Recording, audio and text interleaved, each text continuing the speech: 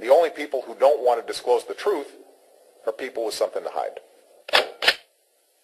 Welcome back, Gulf Coast. Welcome back, America. Welcome back, world. And welcome back, Grace Vuoto. So glad that you're with us today. So, Dr. Grace, catch us up on Loretta Fuddy. What's the latest? You wrote an amazing piece last week in the World Tribune about the weirdness of this whole death of one person on a 9-passenger plane. Happens to be the one that certified Obama's birth certificate. Happens to have happened just a few months before all this information is going to come out. You were talking about an autopsy, and within hours, the news media was talking about an autopsy. Tell us about all that. Yeah, and Carl, that's another example of when you start pressing, you're amazed at the results. You're amazed that, people do respond. So the piece was published on Friday. It was called The Strange Death of Loretta Fuddy. I was on the air with you on Friday night. Yep. And then by Monday evening, finally, the Maui police issued a statement about what was the ultimate cause of death. And they said that Loretta Fuddy died as a result of cardiac arrhythmia due to stress, induced by stress, and they deemed this incident to be an accident. Now, we have more questions. The first question is, does it seem like a legitimate narrative based on her health history? Mm-hmm. Well, her brother, Louis Fuddy, immediately said to the press she had no history of health problems, of heart problems or health problems. She was healthy and she had no history of heart problems. Usually, someone who has an irregular heartbeat, which is what cardiac arrhythmia is, they have a history of heart problems. So you're telling me that right after the media puts out this autopsy report, the brother cries junk alert? Well, you know what else he says? He doesn't actually come out and he says it as coyly, I guess, as he can. The next thing he said is, and she was used to dealing with a lot of stress. It takes very cool nerves to run the Department of Health in Hawaii. Right. So essentially he's saying as much as he can say that he has questions about this result. Right. And don't use a curse word in describing it, Dr. Grace. I know. No, I've learned my lesson. I'm a proper lady right now. That's right. So listen to this. In addition, if you understand cardiac arrhythmia, usually it's detected through a monitor on your heart while the person is alive.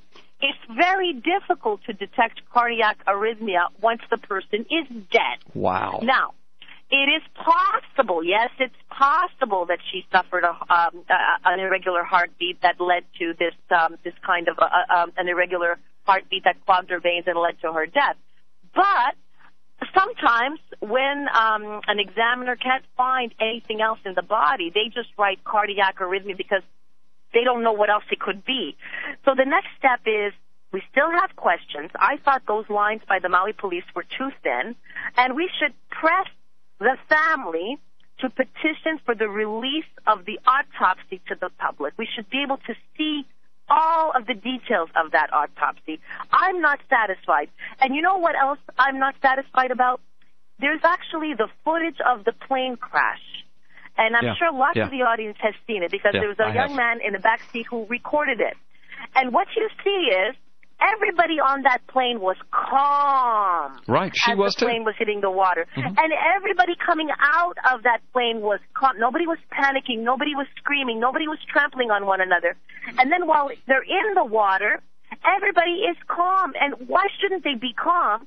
Because there's a plane hovering up ahead, basically reassuring them that they're about to be rescued. Right. So why would Loretta Fuddy, who has nerves of steel generally, suffer such a massive panic attack or an irregular heartbeat, whatever you want to call it, because she's freaking out that she's about to die when it's clear she's about to be rescued? And not only that, but we have video footage of her face smiling and laughing as they take video of people. She is not freaking out. She appears to be just fine. Well, you see, I have to give a lot of credit to the pilot because he basically told, as they were heading towards the light, he said, well, we're all about to take a swim. So he kept everybody very calm. Yeah. And the footage is there for everybody to see. I've never seen a plane crash, a plane going down, where everybody is that calm. And nor have I ever seen an emergency situation where everybody's helping one another and reassuring each other. Right. And that's why all of the witnesses said everybody was fine and everybody was doing well. So I'm still concerned about all of this, and I think we need to keep asking questions, keep going on this.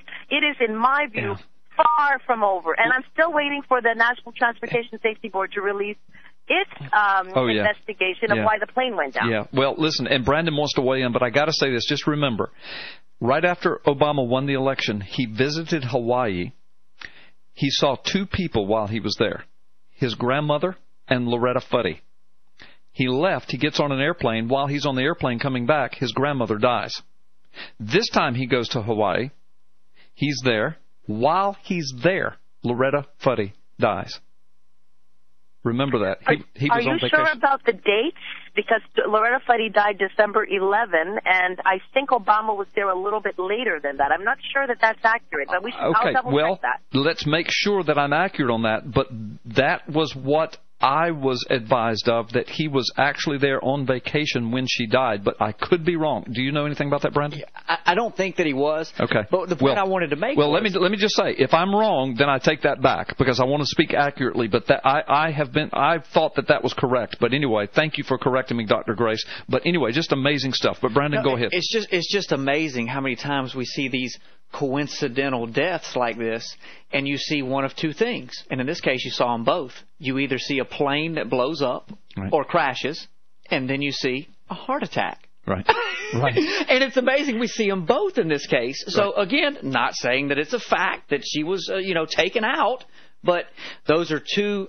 Do some research into the. I think it was in the 60s and 70s at how many congressmen died in plane crashes. Well, it's amazing.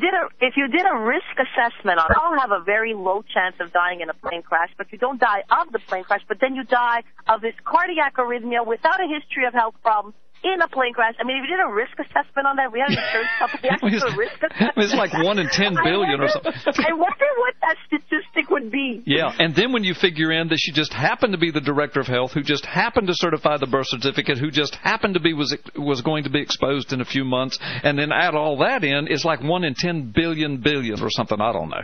With all the other facts about how calm everybody was, how they knew they were going to be rescued, why would she be so stressed out over it? Well, she's just floating in a life jacket with a plane hovering overhead. They knew they were going to be saved. Where's the stress? Yeah. Listen, I hear the music. I mean, I understand that it's traumatic, that everything you've been through, but it still seems to me that you're making the autopsy is making a big leap, but I don't see necessarily justified. No, I agree. Listen, we've got 15 seconds for you to tell people where they can find you, and then we're out of here. WorldTribune.com, The Strange Death of Loretta Fuddy. All right, good deal. That's Dr. Grace. Dr. Grace, thanks for being with us. We'll see you next Friday. The only people who don't want to disclose the truth are people with something to hide.